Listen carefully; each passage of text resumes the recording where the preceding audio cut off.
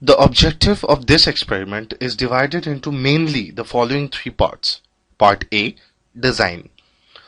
It is to determine the number of theoretical stages offered by the existing column using HETP calculations and to find the minimum reflux ratio from Underwood's equation for a given distillate purity.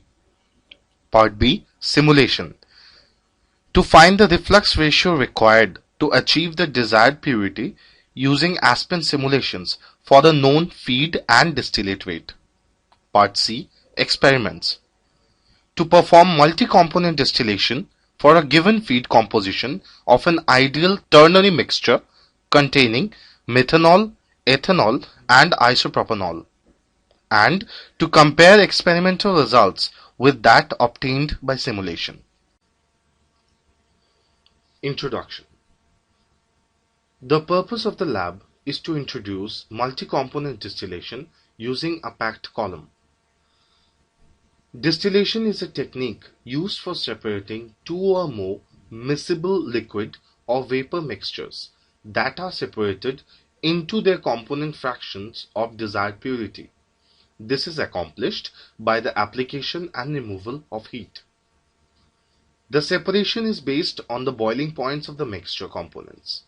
You will first operate this column at total reflux to bring in thermodynamic equilibrium and then put it into continuous mode. After steady state is ensured, collect the samples and do the analysis. Theory. Distillation is the most widely used separation technique in chemical and petrochemical industries. In refineries, about 80 to 90% operations are distillation dominated. Distillation is a process in which miscible liquids are separated based on their physical properties, specifically relative volatilities. A liquid can be classified as volatile when it is readily vaporized at a relatively low temperature. The boiling of the more volatile components of the mixture drives the distillation process.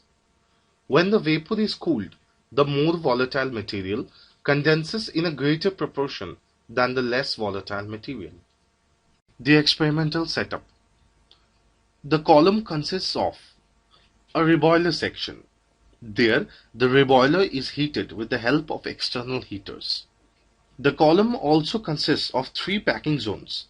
The packing used in this column is evergreen high-flux packing made up of fine metallic wires.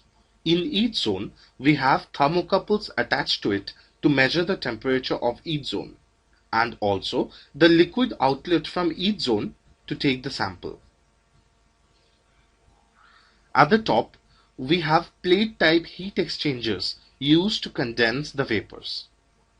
And next to it is condensate receiver, in which condensate vapors are collected. Near the reboiler, we have a cylindrical vessel which is the bottom receiver. Right of the rotameters, we have two cylindrical vessels. The first one is the primary receiver. The second receiver is used when the primary receiver is overflown. The left of the distillate receiver, we find three rotameters. The rotameter on the left is used to measure feed flow rate. The middle rotameter is used for reflux rate, and the right one is used to measure distillate flow rate. The feed pump is used to transfer the feed to the middle of the column. The control panel displays the temperature of respective three zones and the reboiler. The procedure mainly involves 5 steps. Step 1, starting the column. Step 2, starting the feed and removing the product. Step 3, ensuring steady state. Step 4, sampling. Step 5, analysis. Let us now discuss the steps in details. Step 1, starting the column. This step is used to achieve the steady state at total reflux to bring the column in thermodynamic equilibrium.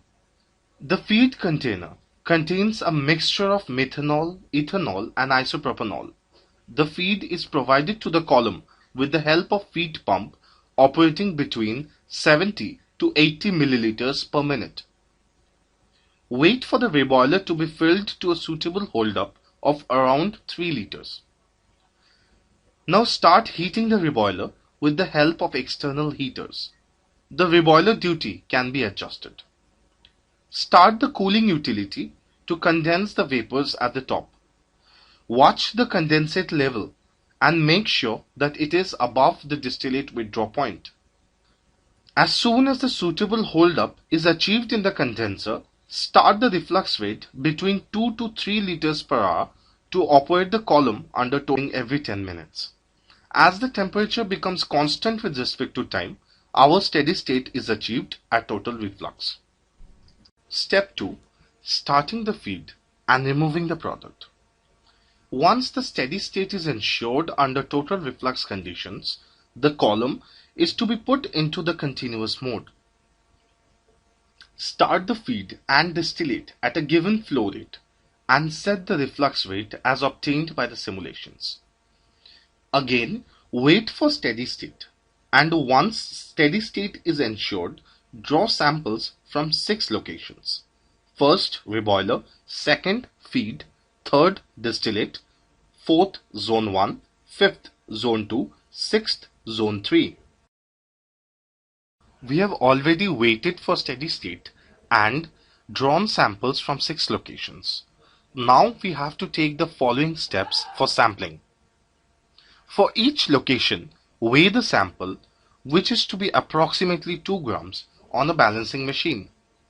Add approximately 2 grams of butanol, which is the reference component. Now the samples are ready for analysis. Now the analysis part. In this part, we find the mass fractions of different components in each sample with gas chromatograph. For guidance on gas chromatography analysis, refer to the GC analysis video put up on this YouTube channel. Take the following precautions while operating the distillation column. Open the flow rate valve slowly to avoid getting the float stuck at the top. While opening the flow meter valve, make sure the lock is open. To open the lock, just slide it. Withdraw samples from the top zones carefully as the sample will be hot.